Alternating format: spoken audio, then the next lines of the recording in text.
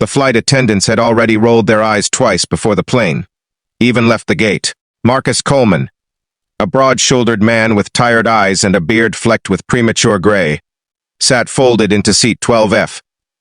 His 6-year-old son Eli curled against him, clutching a faded blue blanket.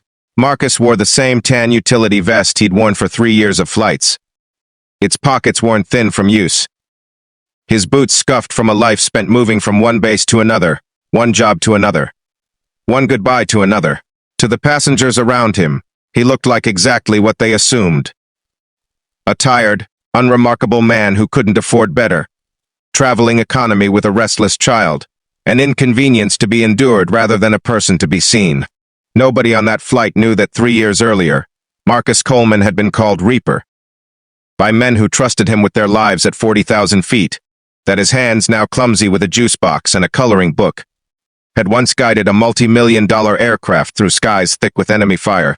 Nobody knew that the folded flag in his suitcase belonged to his wife, Sarah, who had not lived to see their son turn 4. Nobody knew, and nobody asked. They only saw a poor single father, and they decided that was all they needed to know.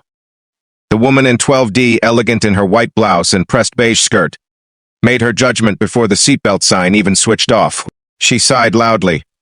When Eli's blanket brushed her arm, she requested twice to be moved, complaining to the flight attendant that she hadn't paid for economy to sit next to that.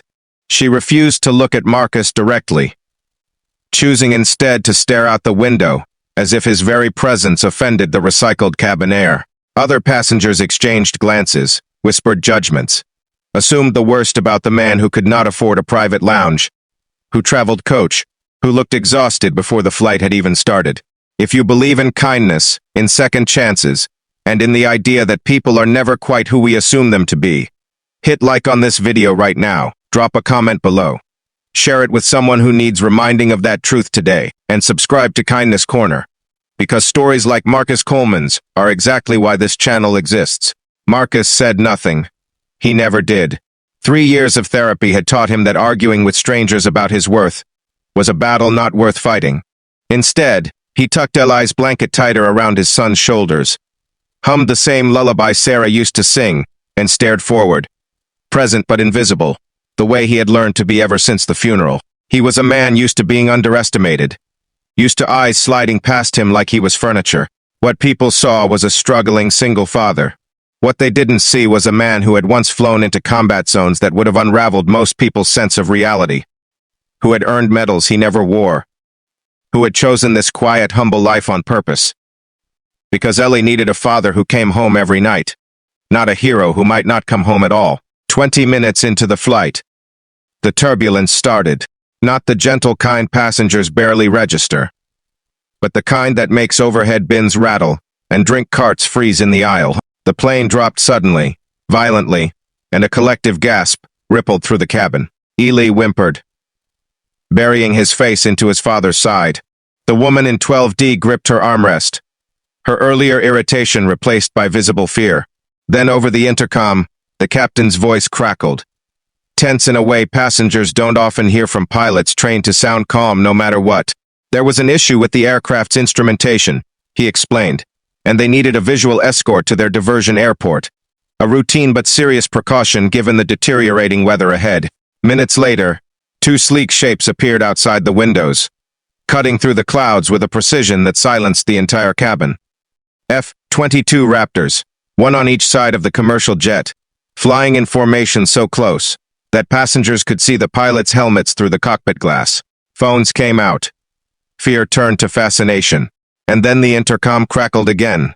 This time not the captain's voice, but a transmission patched through from the lead fighter pilot, meant for the cockpit, but audible, by mistake or by fate, through the cabin speakers. Command requesting confirmation, the voice said, crisp and formal.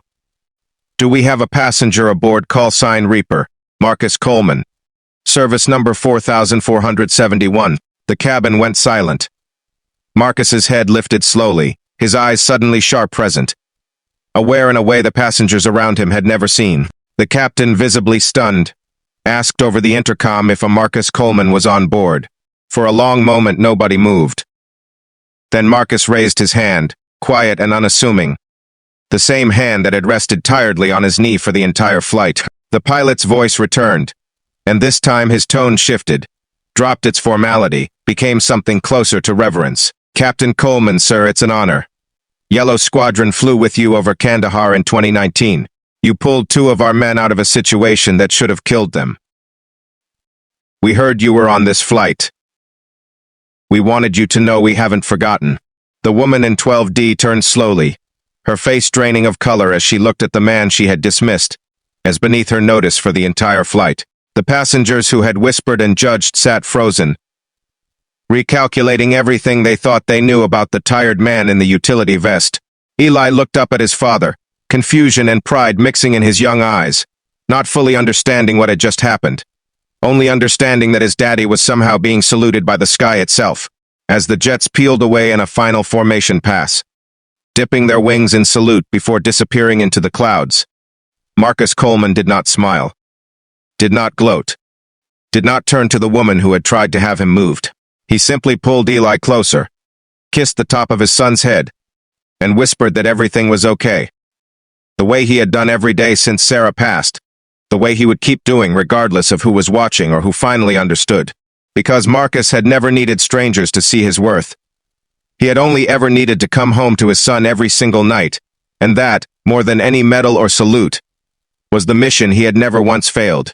If this story moved you, if it reminded you that the quietest people often carry the heaviest histories, that kindness costs nothing but judgment costs everything, please take a moment to like this video and share it with someone who needs to hear it today. Before we close this story, we want to hear from you. If you have ever misjudged someone only to learn their true story later, or if you know a quiet hero like Marcus who never asks for recognition, tell us in the comments below.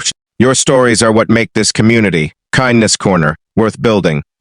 Marcus Coleman never asked to be seen, but sometimes the sky remembers what the ground forgets, and sometimes salutes come from unexpected places, reminding us all that greatness often wears the quietest, most unassuming face.